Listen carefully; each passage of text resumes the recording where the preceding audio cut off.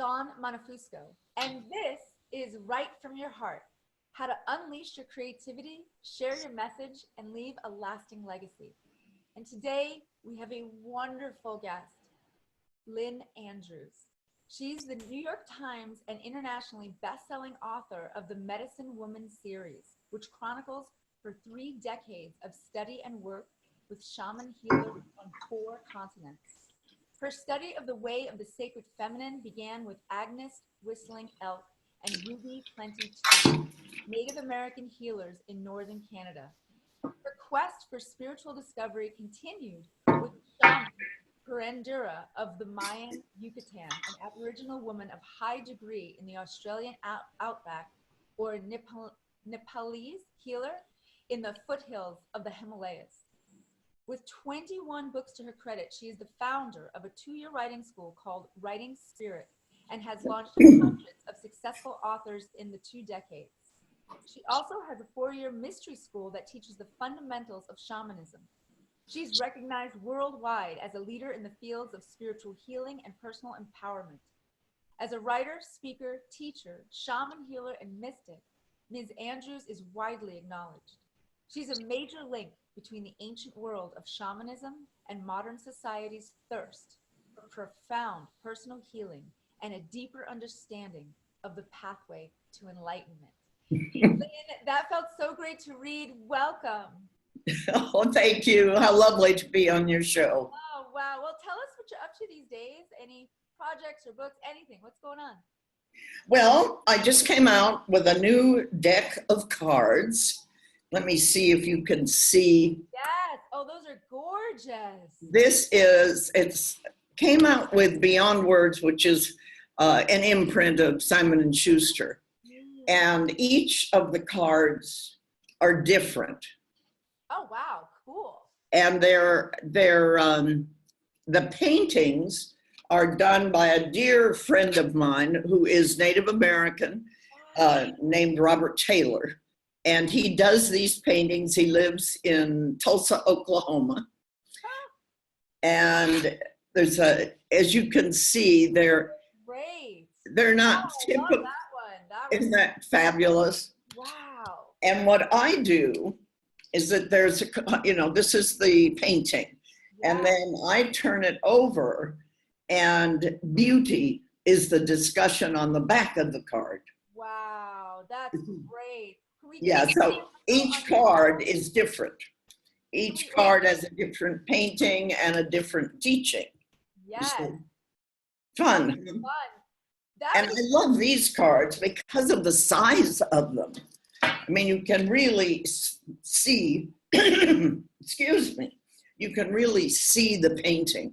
Yes. And when I work with people about writing, I talk to them a lot about making an act of power. Oh, wow. So that, what is an act of power? An act of power is going deeply within yourself to that innermost sanctuary where the truth may be hidden, maybe a wealth of creativity may also be hidden, because oftentimes you come out of childhood, maybe abused, maybe just feeling unworthy in some way, that I can't write a book. Are you out of your mind? And then, I will say, for instance, just write about the room around you. I'll give you 10 minutes. Yeah. And they write, and then we pick something from that exercise and we start talking about what their sacred dream is for their life. And what I am doing in this process is taking them, the writer, around the sacred wheel. And the sacred wheel is south, west, north, and east. And you start in the south with the physical. What do you physically feel about your life? What do you want to write about? Is it fiction, nonfiction? And so let's just say they want to write their memoirs. A lot of people want to write about their life. and which is a wonderful thing, except most people are not very interested in what your life was. So it is important, I think, to put a little aspect of excitement in that, like I did with Medicine Woman. Medicine Woman was the first book I wrote. I thought, why would anybody want to read this? And then there was this whole journey where they stole a very sacred, somebody, a sorcerer, stole a very sacred object from my mentors. And I went after it, learned how to go after it in the pages of the book. And so I'm saying, when you start to think about writing a book, go to the South and ask yourself how you feel. How do you want your audience to feel as they read your work? Don't you think? Yes. No, I love this exercise. So the Forgive me.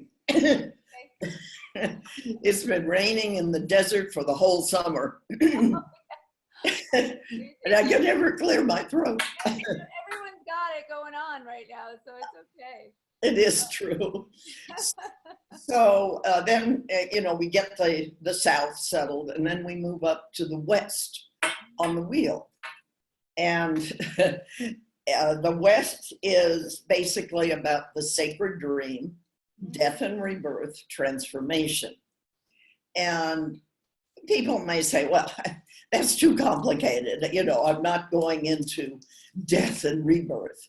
But in actuality, it's probably the most important thing that you can take with you as an artist, as a writer. Wow. Because death is your ally. And death, if you understand death, and in the instance of what you are writing in your essay, in your memoirs, is to make sure that you understand your life, where you're going, what it is that has inspired you to write something for other people to read, not just a diary. Yes. And that ever-present sense of death. I wrote a book called Writing Spirit, the sacred journey of the writer. Yes. And one of the chapters in that book is about duende. And I don't know if you've ever read Lorca, fabulous writer, poet. Yes. And Lorca always talked, or had behind his writing, a sense of death, because he always understood death and life, that they're two sides of the same coin. And duende, giving you an ever-present sense of death. He would talk about that. Wow. And I'm sure your listeners may not understand really what I'm saying, but I'm saying you need to be profound in your heart and in your soul. When you say death and rebirth, is it sort of like the letting go process? Is there a sort of a shedding of something so that sure. Well, you shed the belief that you're going to live forever, for one thing.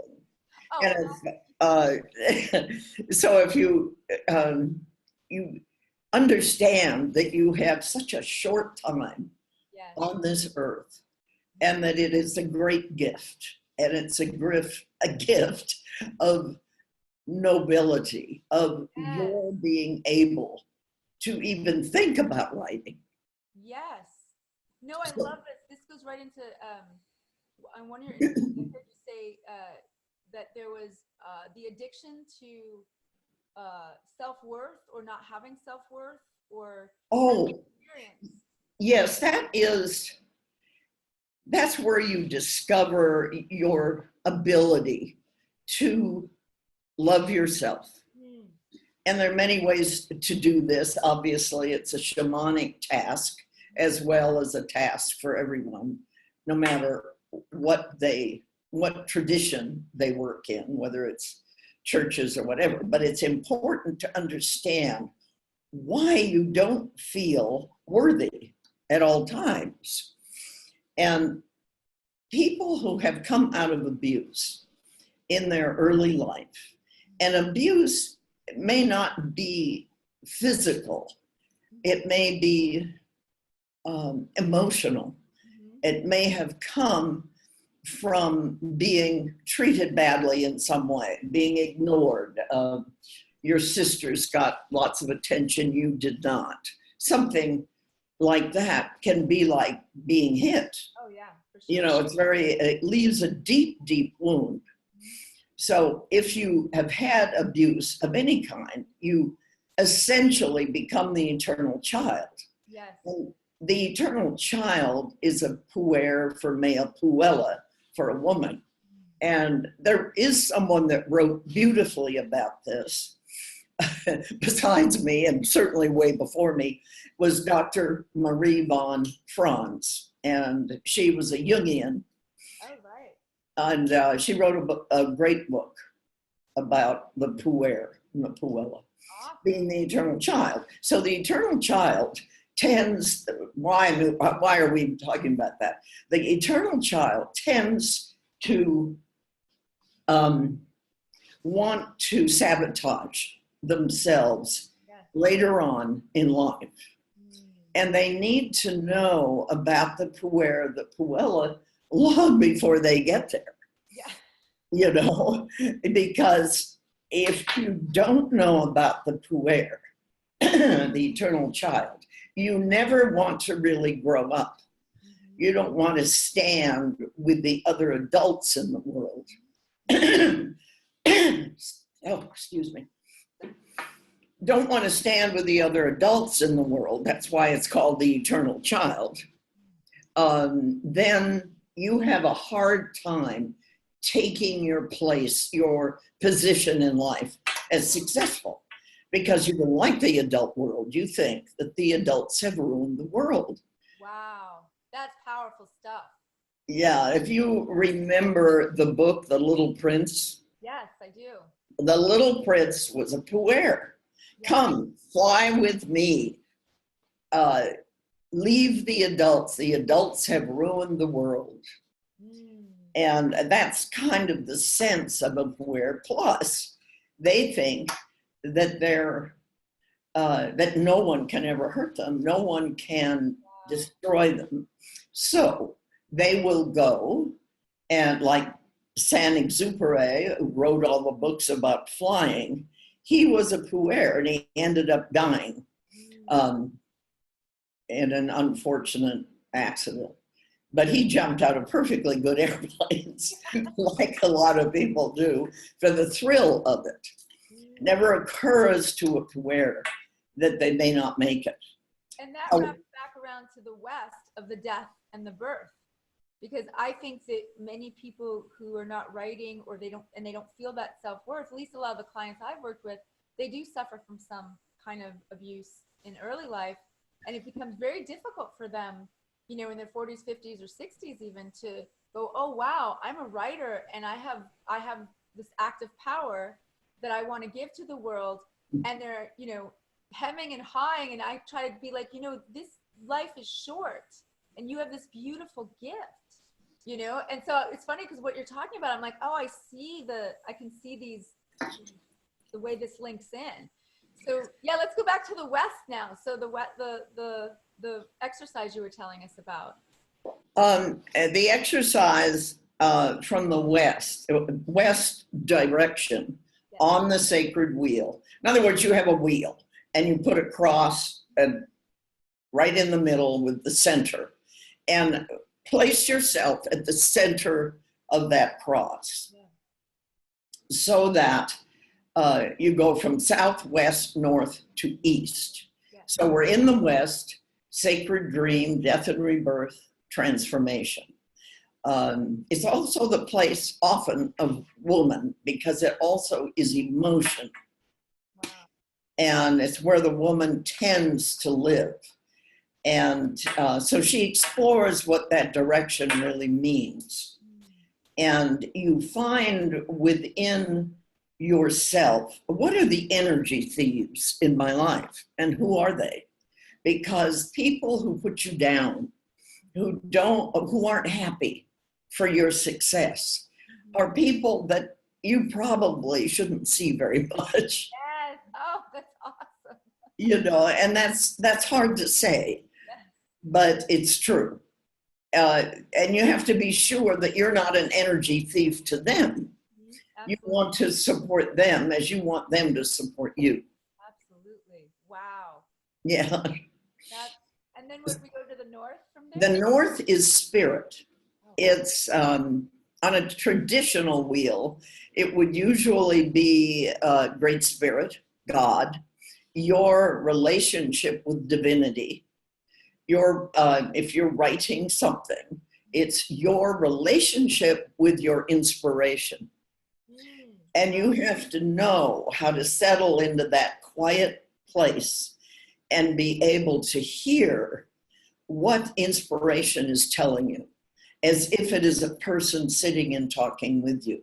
And I give you lots of ideas and practices that we don't have time to do here, but they are a wealth of strength for a writer, because my sense is, even if you are an atheist and you don't believe in God, you, I don't believe, can look around at this ordered, magnificent universe, and how could anybody think that this wasn't planned in some magnificent way? Whoever that was who was planning it. And so how is your relationship with the divine in terms of your project, in terms of your writing? wow. And then you go to the east, and the east is where men usually live. It's the masculine. The feminine is in the west, and they're directly across the wheel from one another. So you, as the writer who is in the middle, needs to balance what I would say your female shields with your male shields, because we all use them, if you're a man or a woman. So the east is mind, it is rationality, it's where your discernment comes from. It's also the place of the sacred clown or the trickster, like Coyote is a trickster. Yes. And I was reading yesterday, a few days ago, about Brer Rabbit. Do you remember Brer Rabbit? No. And Brer Oh, yes. Bear. Yeah. They're tricksters, and they play with you, and they try to turn you around and get you off your focus as best as they can. Yes. It was interesting to me. We use the trickster today, the coyote, but in olden times, they used Brer Rabbit. Rabbits, yes. Who would create all kinds of silly things, sometimes with the turtle. Turtle goes very slow. Brer Rabbit is, leaping ahead. Can you say about how the mind that is the trickster? I love this. Well, the mind is separate from trickster. Gotcha. Not always. Oftentimes the mind can be the trickster, but so can your emotions in the West. Oh, Emotions, wow. if you let them take you over, rule your life.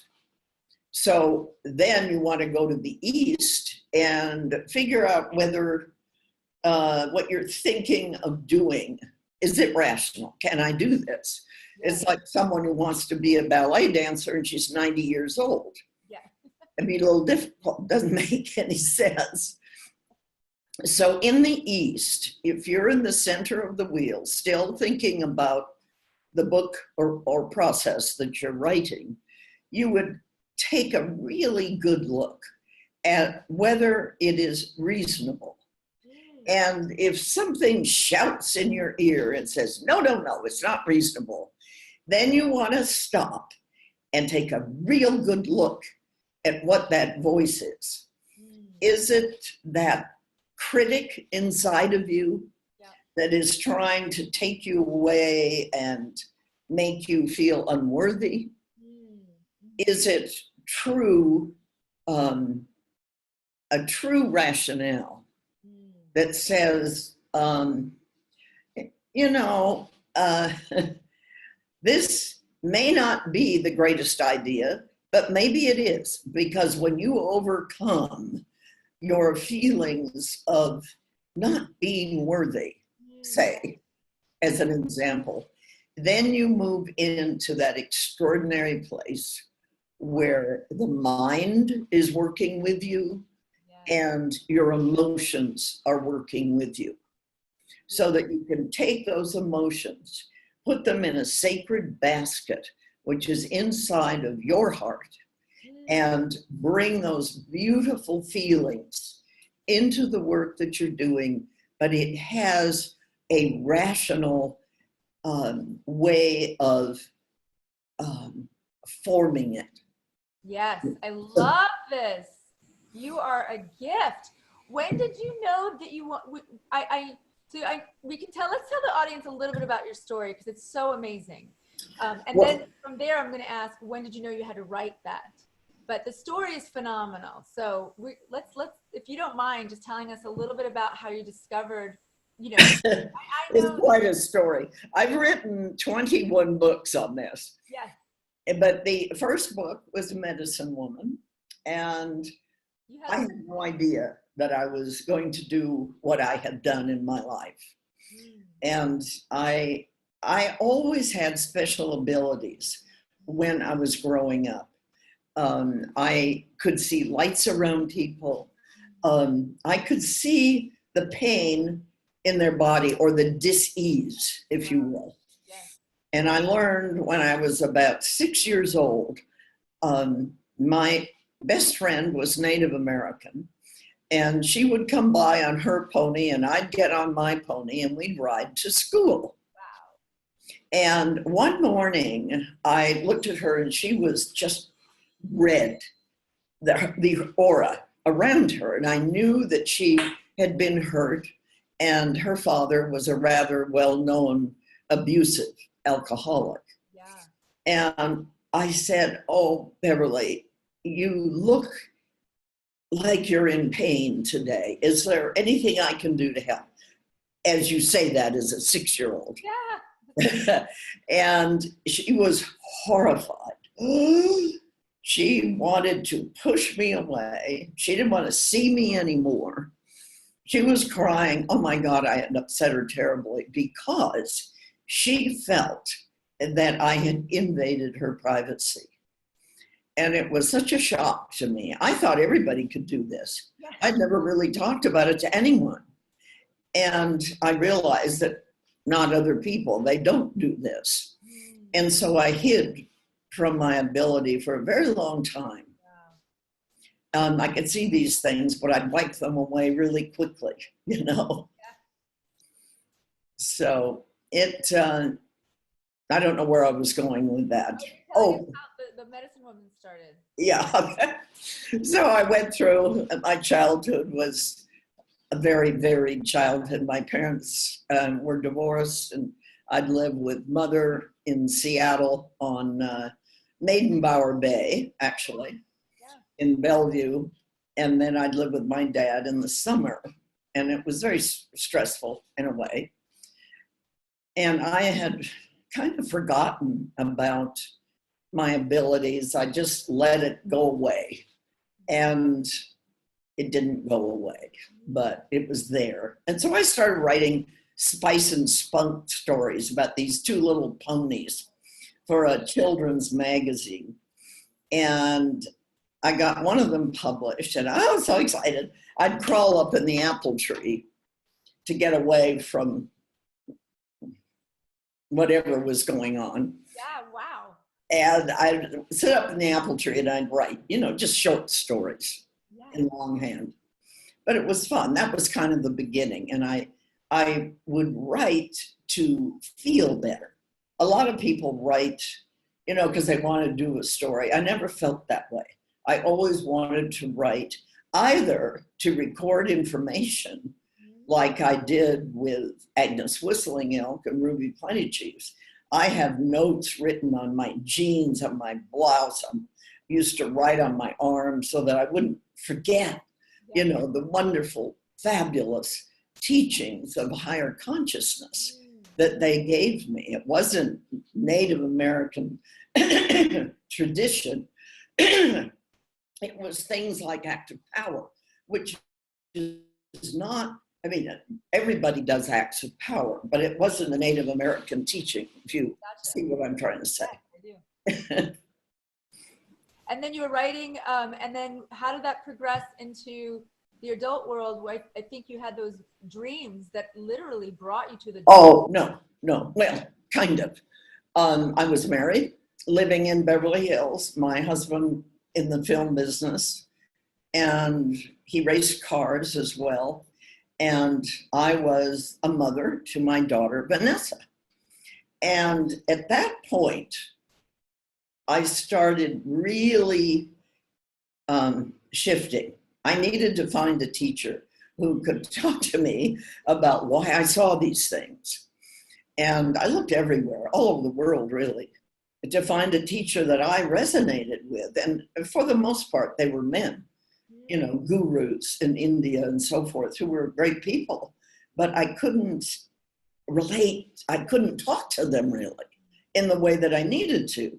So I was back in Los Angeles and I went to a gallery opening and I saw this photograph of a Native American basket. And it was so beautiful.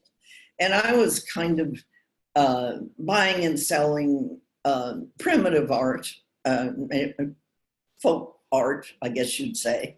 And I looked at this basket and I thought, oh my God, I've never seen anything like this. And I put my hands on the frame, sort of, you know, and I could feel the north wind in my hair. And I was so startled. And I said to my friend, who was, he was the head of the psychiatric for the state of California.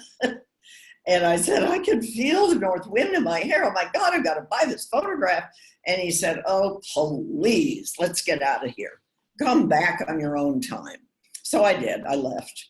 And it was that night that I started having dreams. Wow. And it was of this elder Native American woman preferring to me in her hands this beautiful basket that I'd seen in the photograph. Wow.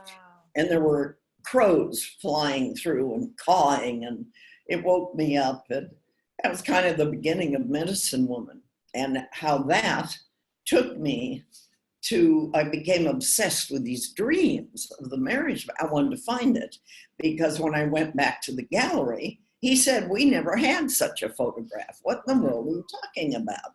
This is a Stieglitz exhibit. Oh. And so he had seen it, I had seen it. So it existed on some level of consciousness. So I went in search of it. And it led me to my teachers in the north of Canada. And one thing led to another, and I became an apprentice of theirs. Yeah. And I went through a long search and found them finally. And I went to work with them, and that was, you know, half a lifetime ago. Wow. You know, When did and you start writing about Medicine Woman? When did you actually get the idea, oh my gosh, I've got to write this down? not for a while. It was so strenuous. Oh my God. They kind of, when you read my books, you'll see they're very tough with me. Yeah. And they put obstacles in my way. What they call acts of power. And of course I took notes the whole time. Thank God. Yeah. I just don't think I would recall that event as it really happened. So I wrote everything and trigger words that would trigger my imagination. That's awesome. And it wasn't till later that, first of all, they told me that this was totally secret. Don't tell anyone that you're here. So I would tell people I was going to Hawaii, and I'd go up to the north of Canada and come home icy white and not be able to tell them what had happened. Well, they turned the tables on me. One time I was supposed to stay there in their cabin for a while, and because I wanted to live with them, to be with them, to learn with them. Yeah. And I arrived in the middle of the night, and Agnes was sitting out by a fire outside of the cabin. And I said, "What are you doing? I'm here, Agnes. I'm so excited. I get to stay." And I had my bag and everything.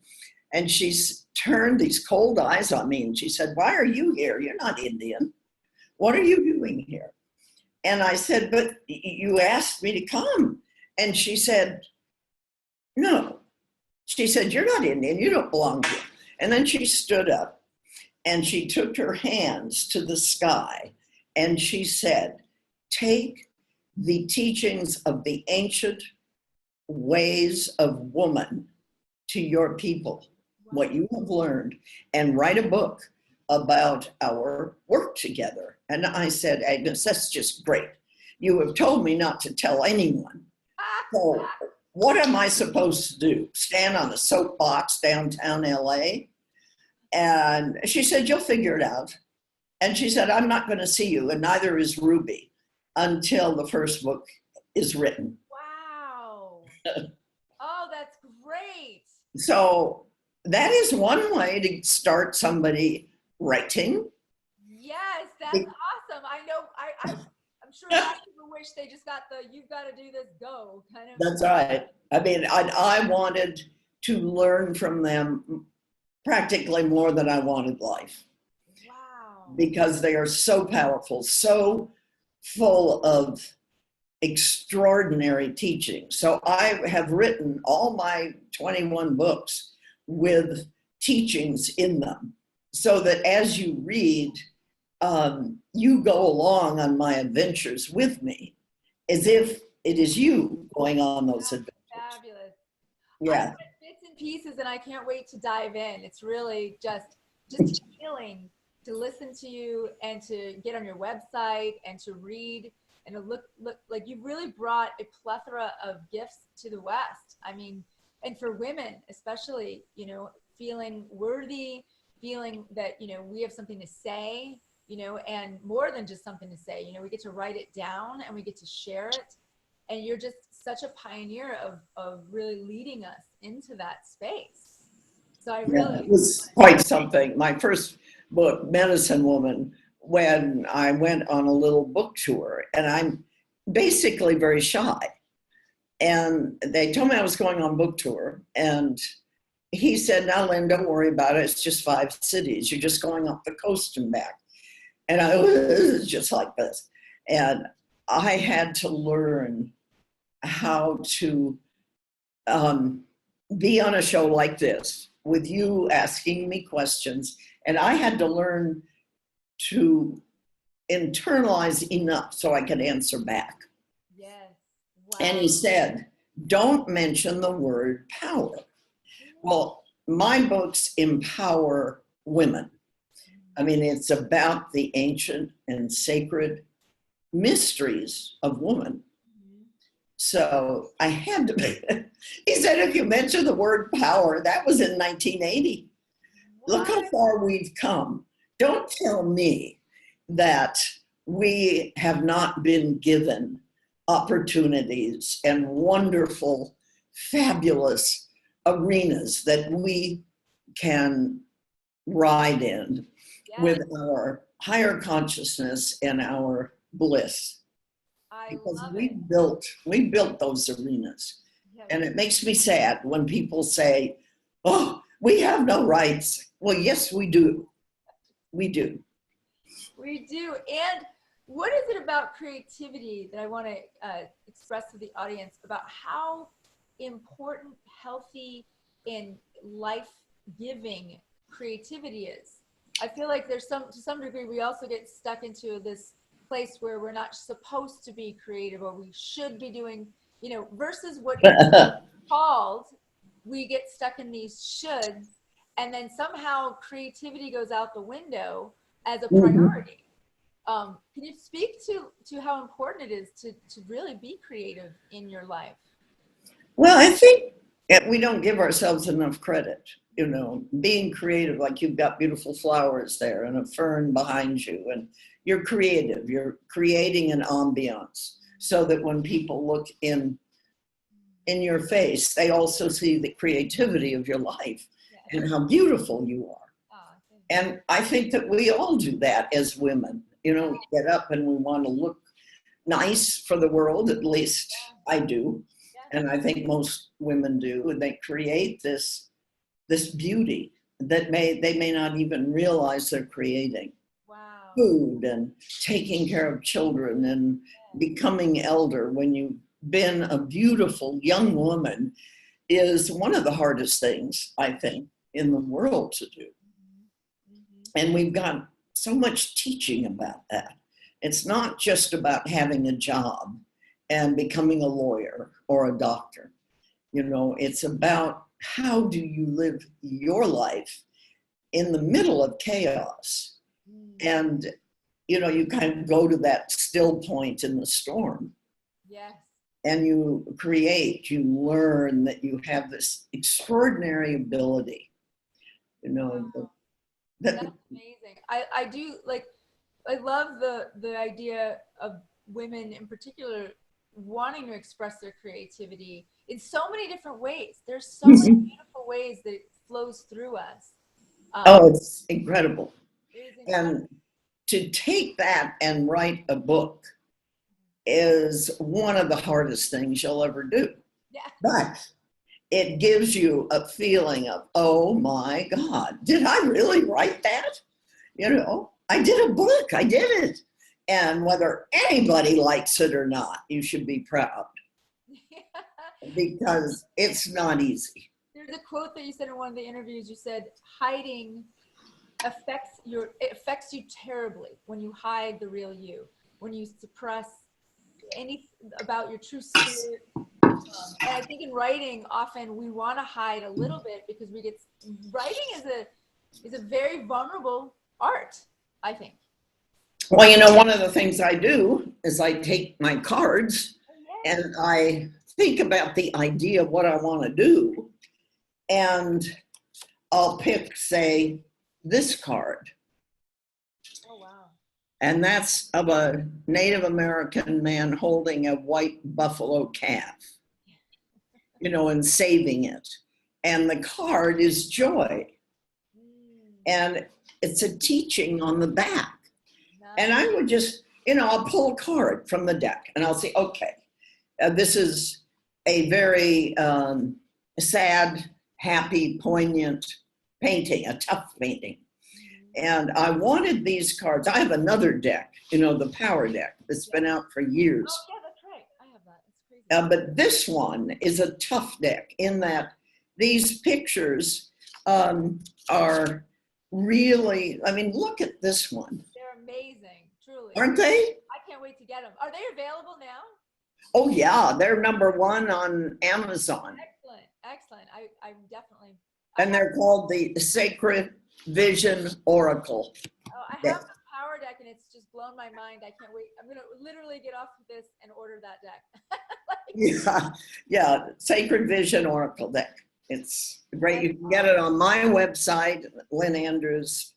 When we're feeling stuck, what I'm hearing is there's a deep sense of trusting yourself, trusting the guidance, trusting what's coming up, and then looking for different tools, maybe finding someone like you to say, hey, can you help me like open up? Like it's not, I feel like one of the things is we think we have to do everything alone, and it's totally the opposite.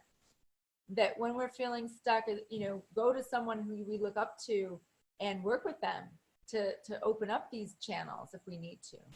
Well, you know, that's why I have my writing school, because I realized that you can read my book on writing, read everybody's books on writing, and it doesn't make you a writer, and it doesn't help you sometimes anyway to get past writer's block or what's keeping you. So that's why I have the school, is to help you. Say you want to write a book of memoirs. So by the end of the school, you will have certainly I try to have that book written or have them write that book, you know, and I have a workbook that goes with that book, Writing Spirit, and it pulls you into the abstract. The problem with people today, I think, is that they have all these physical things. They have a computer. They have trees outside. They have you there and me here, physicalness. But they don't understand the abstract of what beauty really is. Wow. And if you can understand the abstract, which is what I pull you into in my school, is so that you can see the abstract is the creative part. Yeah. It's Wow. beauty. In beauty is truth. I And love if you can't see beauty, then where is your truth? I love this. Oh my gosh. When does your school run? Tell us more in case people want to. The school runs all the time. People can join whenever they wish. I have mentors working with me, and I work with you. And it's the beginning. You get the book that I wrote, the curriculum, and you receive that, and we work together to produce you as a writer. Oh, I love it. Yeah, it's called The Writing School. You find it on lynnandrews.com. And I had a question. Did you have a free gift for this? I can edit this. Do I ever what? I'm sorry. A free gift. I didn't know if you were offering. Oh, yes. We have a very big free gift. Pause. Let me, because I want to edit this. Let me just say. So, Lynn, you mentioned a free gift. Will you tell us about the gift you have for the audience? Well, we have the personal active power. Wow. For streaming and downloading. We have the audio meditation for sleeping stone meditation, which has to do with how you bring yourself into the writer's world. And then these are all MP4, MP3, and a PDF document. Oh, neat. That is your guide to the Active Power Workshop. I love it. You're so generous. And so at the conclusion of your work, you will have the opportunity to submit 2 questions to me, and I will answer you individually. You can either make a phone appointment with me or by email. I'll answer your question. That's fantastic. Yeah. You are a true gem. I'm so honored that we had this conversation. And I know the audience is going to benefit so much from just this short time with you. So thank you so much for being here. Oh, well, you're so welcome. Thank you for all the work that you do. The world needs it so, so much. Yeah. Well, you have a great day, okay? I will. You too. All right. Many blessings. Blessings. Bye. Namaste.